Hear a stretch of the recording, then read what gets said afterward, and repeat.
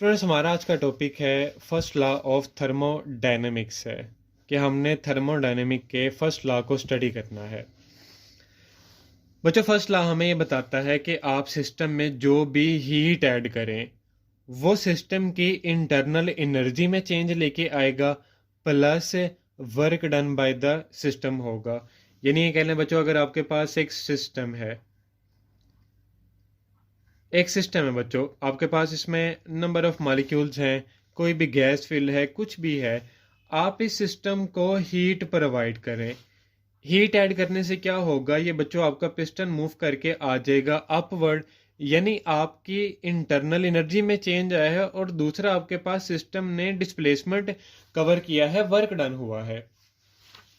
तो आप सिस्टम में जो हीट ऐड करते हैं वो change in internal energy plus work done by the system होती है। इसी से बच्चों एक है कि हमारे पास Q इक्वल होता है U2 माइनस यू वन के, यानी बच्चों अगर आप डेल्टा U की वैल्यू यूज करें वो इक्वल होगी U2 माइनस यू वन के, यानी फाइनल माइनस इनिशियल आ जाएगा, plus work done by the system है। अब तो जब आपकी इंटरनल एनर्जी में चेंज आएगा, इंटरनल एनर्जी में चेंज से आपके टेम्परेचर में चेंज आएगा, टेम्परेचर में चेंज से सिस्टम के प्रेशर में चेंज आएगा, और प्रेशर में चेंज आने से आपके वर्क डन में चेंज आएगा, और work done by the system होगा। इस एग्जांपल में बच्चों आप देख सकते हैं कि आपने हीट ऐड की, हीट ऐड करने से क्या हुआ, आपके सिस्टम ने वर्क किया है। आपकी बुक में एक एग्जांपल गिवन है बाईसाइकिल पंप की। ये बच्चे एक मैंने बाईसाइकिल पंप दिखाया गया है, बाईसाइकिल पंप बनाया है। आप इस बाईसाइकिल पंप को रैपिडली मूव करवाएं बैक एंड फोर्थ, यानी बच्चों आप साइकिल का जो पंप है आप उसको रैपिडली मूव करवाएं। मूव करवाने से क्या होगा कि अंदर जो एयर के मॉलिक्यूल्स हैं, एयर के टेम्परेचर में चेंज आ जाएगा, यानी बच्चों उसका टेम्परेचर इंक्रीज कर जाएगा कि आप एक चीज को कंप्रेस कर रहे हैं, कंप्रेस करने से उसके टेम्परेचर में चेंज आ जाता है, इंक्रीज आ जाता है। तो बच्चों टेम्परेचर में जब चेंज आएगा तो जाहिर सी बात है हमारी इंटरनल एनर्जी भी इंक्रीज करेगी। इंटरनल एनर्जी इंक्रीज करने से बच्चों क्या होगा कि इसके साथ हमने अटैच किया गया है एक थर्मोकपल है, ये दो वायर्स दिखाई गई हैं। ये बच्चों ये दोनों की दोनों हमारे पास वायर्स दिखाई गई हैं, और साथ एक मिली वोल्ट मीटर अटैच किया गया है। आपके टेम्परेचर में आने वाला चेंज, थर्मोकपल बच्चों हमारे पास एक टेम्परेचर सेंसर के तौर पर काम करता है। ये दो वायर्स होती हैं जो कि टेम्परेचर सेंसर के तौर पर काम कर रही होती हैं। आपके बच्चों टेम्परेचर में चेंज आएगा और थर्मोकपल फौरी उसको डिटेक्ट करेगा। अब जब थर्मोकपल ने डिटेक्ट कर लिया है और वो बच्चों आपके ईएमएफ को वोल्टेज में कन्वर्ट कर देगा, यानी बच्चों जो आपका टेम्परेचर में चेंज आ रहा है, आपके टेम्परेचर में आने वाला चेंज फौरन वोल्टेज में कन्वर्ट हो जाएगा, और आप बच्चों वोल्टेज मेजर कर सकते हैं कि आपने उसको कितनी जोर से पंप किया है। एक और एग्जांपल गिवन है हमारे पास ह्यूमन मेटाबॉलिज्म की, कि आपका जो इंटरनल सिस्टम है, हम खाना खाते हैं, वो बच्चों हमारा एक किस्म का ह्यूमन मेटाबॉलिज्म के तौर पर काम कर रहा होता है। हम सारा दिन बच्चों वर्क करते हैं, हमारे जिस्म के सेल्स ने ग्रोथ करनी होती है, और वो सारी की सारी एनर्जी चाहिए उसको ग्रोथ करने के लिए, और वो बच्चों एनर्जी हमारे पास आती है हमारी फूड से जो हम खाते हैं। यानी बच्चों हमारे जिस्म के लिए हमारी जो फूड है वो एक फ्यूल का काम कर रही होती है। नेक्स्ट है बच्चों हमारे पास कॉन्सिक्वेंसेज हैं फर्स्ट लॉ ऑफ थर्मोडायनेमिक, यानी बच्चों हम इसको कहाँ कहाँ पे यूज कर सकते हैं।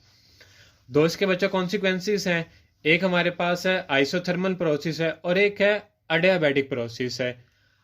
आइसो का मतलब होता है सेम, और थर्मल रिप्रेजेंट करता है टेम्परेचर को।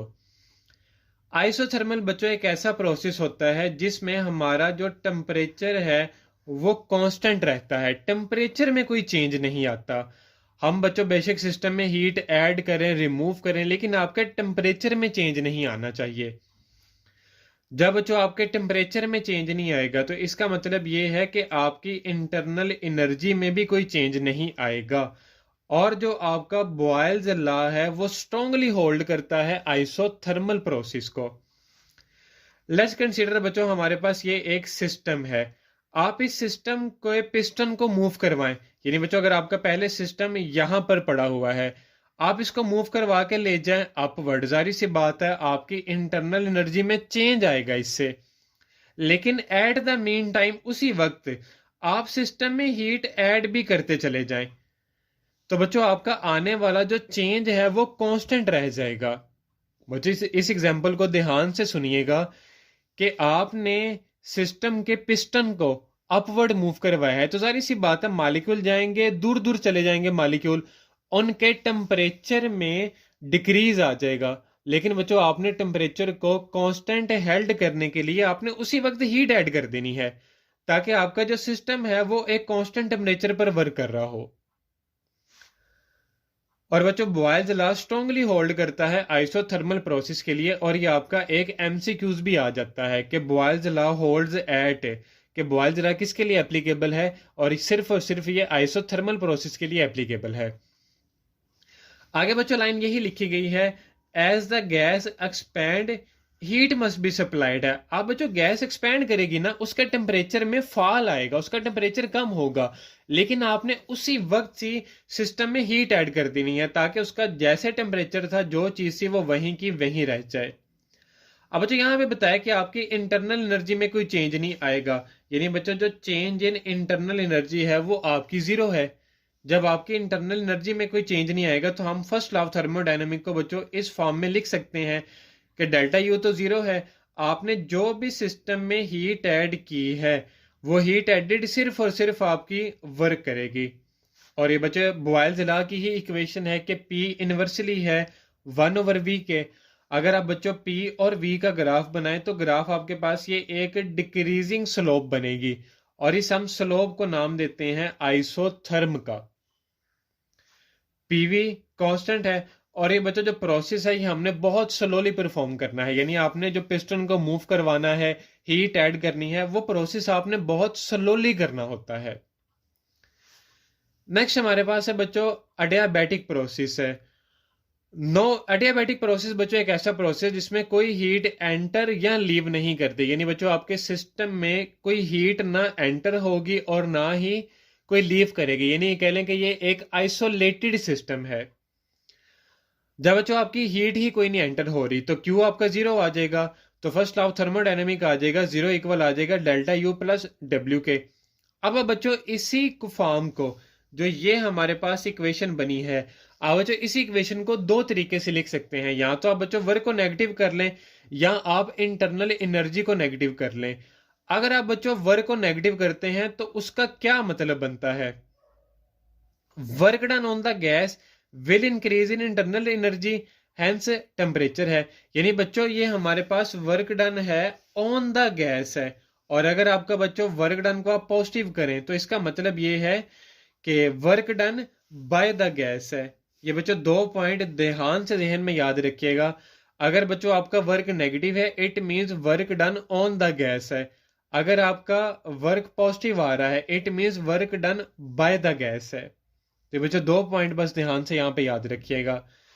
नेक्स्ट लिखा है, इसकी एग्जांपल लिखी है, रैपिड कंप्रेशन और एक्सपेंशन ऑफ अ गैस है, कि बच्चों गैस का फौरन से एक्सपेंड करना और दोबारा उसका एक्सपेंड करना और उसका कंप्रेस हो जाना, ये हमारे पास अडियाबैटिक एग्जांपल है। आपके बुक में बच्चों दो तीन और भी एग्जांपल्स गिवन है, जैसा कि क्लाउड फॉर्मेशन है, ये भी अडियाबैटिक प्रोसेस है। तो बाईसाइकिल पंप भी बच्चों हमने पढ़ा था, ये भी हमारे पास एक अडियाबैटिक प्रोसेस ही है। लास्ट बच्चा लिखा है कि पीवी गैमा इक्वल है कांस्टेंट के और गैमा इक्वल है सीपी ओवर सीवी के। अब बच्चों यहाँ पे जो गैमा है ना ये मोलर स्पेसिफिक हीट कांस्टेंट है, सीपी का मतलब ये है molar specific heat at constant pressure, और सीवी का मतलब है molar specific heat at constant volume है। तो ये बच्चों दो ये चीजें हमने आगे पढ़नी भी हैं, गैमा सीपी ओवर सीवी, ये बच्चों सारी चीजें हमने पढ़नी है, जो आपका पॉइंट नंबर 5 है। इसको बस अभी इतना ही याद रख लीजिएगा। एक और बच्चों मोस्ट इंपोर्टेंट क्वेश्चन है जो यहां से पिक किया जाता है,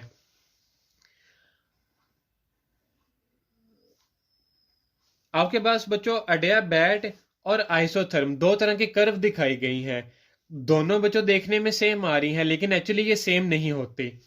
अगर आप इन दोनों को कंपैरिजन करके ड्रा करें, यानी प्रेशर और वॉल्यूम की कर्व है, अगर आप इनको कंपैरिजन करके ड्रा करें तो बच्चों जो अडियाबैट है ना वो ज्यादा स्टीपर होती है आइसोथर्म की निस्बत है, ये बच्चों जो ऊपर वाली लाइन है ये आइसोथर्म के लिए है, जो नीचे वाली लाइन है ये अडियाबैट के लिए है। अडियाबैट ज्यादा स्टीपर होती है। रीजन इज डैट के बच्चों इसमें कोई हीट एंटर या लीव नहीं करती। अडियाबैट की जो इंटरनल एनर्जी प्रेजेंट है, इसकी इंटरनल एनर्जी ही सारा वर्क खुद कर रही होती है। तो बच्चों इसीलिए जो P और V का जो प्रोडक्ट है वो कम वैल्यू देगा, आपका आंसर कम आएगा एज कंपेयर टू आइसोथर्म है। बच्चों आइसोथर्म में हम हीट ऐड करते हैं सिस्टम में, आपका सिस्टम हीट ऐड करने की वजह से मूव करता है, तो इसीलिए इसकी जो कर्व है वो कम स्टीपर बनती है। ये बच्चों आपका पेपर में शॉर्ट क्वेश्चन भी आ जाता है कि why adiabat is steeper than isotherm है। रीजन इज डैट है बच्चों कि आपकी जो इंटरनल एनर्जी है वो खुद वर्क कर रही होती है अडियाबैट में, लेकिन आपके आइसोथर्मल में आपकी हीट वर्क कर रही होती है। तो ये बच्चों रीजंस हैं, और ये बच्चों आपका क्वेश्चन लॉन्ग क्वेश्चन के तौर पर भी आ सकता है। और बच्चों जैसे मैंने पॉइंट्स बनाए हैं आप इनको ऐसे ही पॉइंट्स बना के लिखिएगा, आपकी बुक में ये ऐसे पॉइंट नहीं बने हुए। अगर कोई बात बच्चों नहीं समझ आई आप लोग पूछ सकते हैं। शुक्रिया, अल्लाह हाफिज़।